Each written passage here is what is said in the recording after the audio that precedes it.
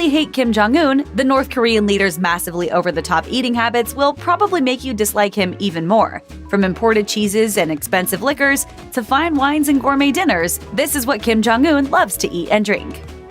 The golden rule with Kim's eating habits is that if he likes something, he gorges on it to an almost inhuman degree.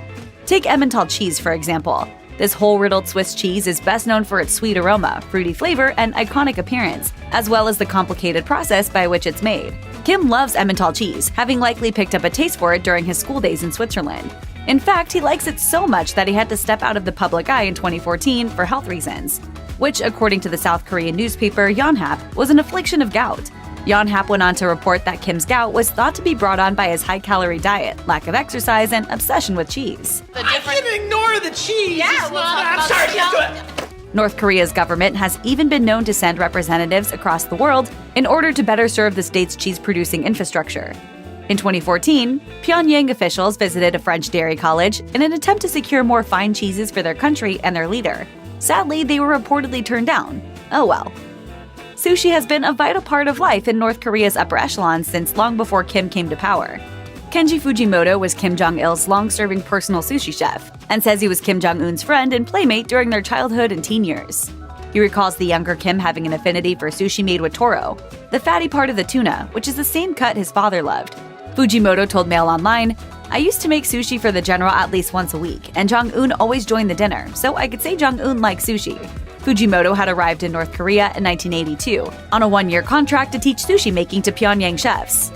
He then agreed to stay on for longer, quickly becoming a close confidant to Kim Jong-il. After a few run-ins with Japanese intelligence agencies, however, Fujimoto eventually fled the country.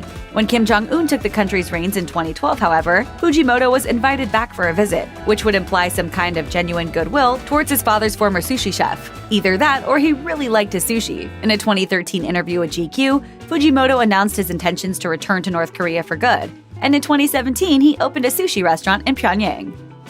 In 2015, shortly before his return to North Korea, Kenji Fujimoto spoke to the Daily Mail about his future leader's eating habits.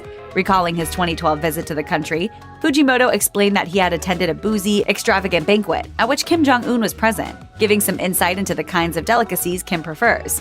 Among other things, shark fin soup was on the menu. Fujimoto explained, "I poked a dish of shark fin a couple of times to gesture I was enjoying it, but I was very tense and could not eat much. Shark fin soup is an East Asian delicacy and one of the most controversial dishes in the world, largely because its popularity has pushed some species of shark to the edge of extinction." The chef revealed he had also eaten Kobe steak during the banquet too, and one of the priciest varieties of beef on the planet. To qualify as Kobe, the beef must meet a strenuous list of different criteria, based on location, quality of meat, and weight restrictions. It tends to cost around $150 per pound. It's not just high-quality food that Kim enjoys gorging on. Import data released in 2017 revealed that in 2016, North Korea had imported just over $900,000 worth of Brazilian coffee into the country for its leader and his entourage. And that figure was almost 12 times greater than that reported in 2015. You know, this is, excuse me, a damn fine cup of coffee. Brazil is generally regarded as being home to some of the finest coffee in the world. Today, the country is the single largest exporter of coffee, with most of its stock shipping to Germany, the United States, Italy, Japan, and Belgium. Brazil's rich soil and hot climate make it an ideal environment in which to grow coffee, with some of the country's finest coffees coming from its southern regions. It's not known exactly which brand of coffee Kim likes to import, but some of Brazil's more expensive coffees tend to run up to $50 per pound. Other brands can cost as much as $500 per pound. Whatever Kim is drinking, though, one thing is clear: he's drinking a heck of a lot of it. Kim Jong-un is no stranger to a drink or two. In fact, he regularly imports more alcohol for his own personal use than most people will ever drink in their lives. In 2019, for example, the Dutch port of Rotterdam seized 90,000 bottles of Russian vodka, which officials believed were headed to Pyongyang. A ship belonging to a Chinese company called Costco Shipping was halted in Rotterdam on a tip from the Russian Foreign Ministry, and customs agents discovered some 3,000 cases of vodka inside. The United Nations have previously banned the export of luxury goods to North Korea, but over the previous 2 years, the country had attempted to dodge international sanctions. Allegedly, the vodka was supposed to be enjoyed by Kim and his military commanders. And although the shipment didn't quite make it to Pyongyang, it's likely that many more reached the shores of North Korea on a regular basis.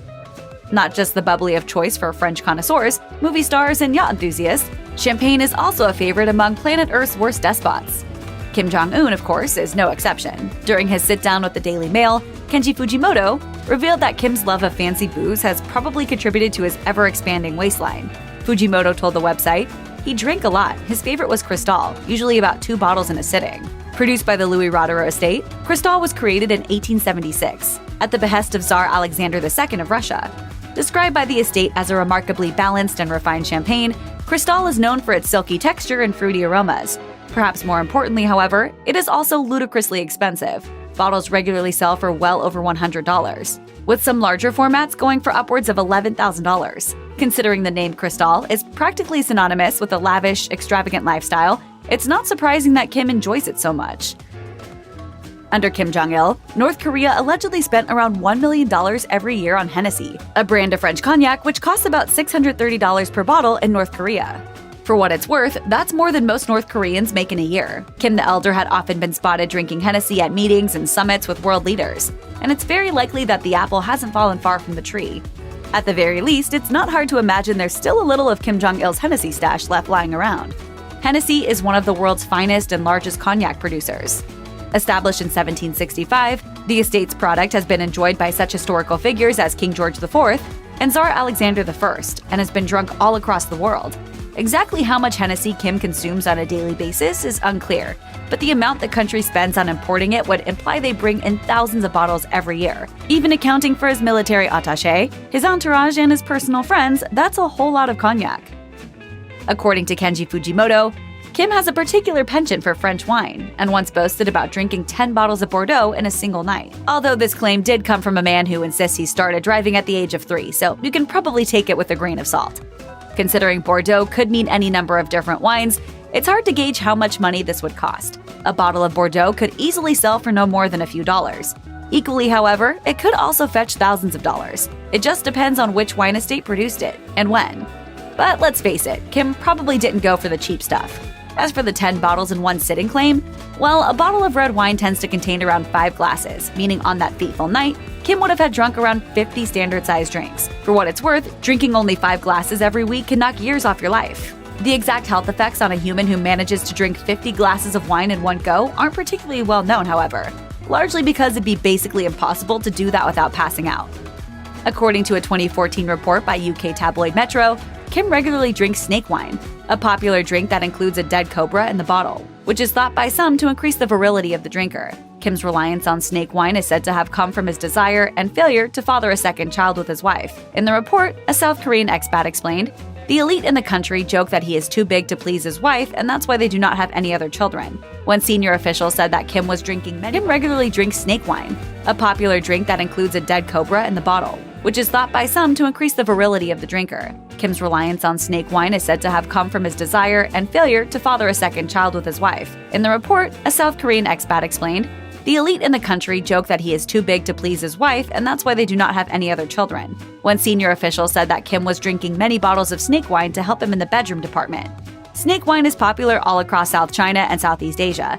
Its makers usually put one large snake inside each bottle and throw in a number of different roots, berries, and herbs for flavor or medicinal effect.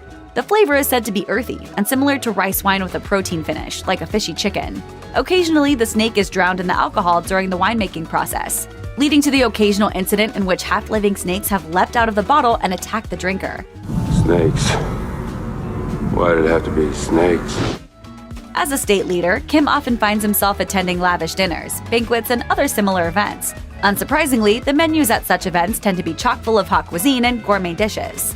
Take Kim's Hanoi summit with Donald Trump in February 2019, for example. The menu was originally set to include Hanoi-style spring rolls, grilled cod chaka, and shredded mango salad with scallops. On that particular occasion, the menu actually became subjected to something of a last-minute rewrite. In the end, Kim was served shrimp cocktail with Thousand Island dressing, grilled sirloin with pear kimchi, and chocolate lava cake with fresh berries and vanilla ice cream for dessert. The exact reason for the change in menu wasn't given, but it's probably no coincidence that those foods are the exact type of thing you tend to find on the menu at Trump's own hotels and restaurants. Kim attended another dinner in 2018, this time with South Korean President Moon Jae-in. In the peace house that stands in the Korean demilitarized zone's so-called truce village of Panmunjom, Kim and Moon dined on a number of extravagant dishes. This included chilled octopus garnished with citrus soy sauce, Korean beef with vegetables, and parcels of sea cucumber, cod, and beef. The dinner was also rife with symbolism, with ingredients sourced from locations with personal value to the two leaders, surprise miniature maps of a unified Korea, and frequent acknowledgments of both countries' culinary traditions. Did it work? Well, the North Korean leader Kim Jong Un says the world will soon get a glimpse of what he called a new strategic weapon. Of course, though tensions between North and South Korea tend to run high, often risking the deaths of tens of thousands of people, the citizens of each country can rest assured their leaders are eating like kings. Not that that's necessarily comforting.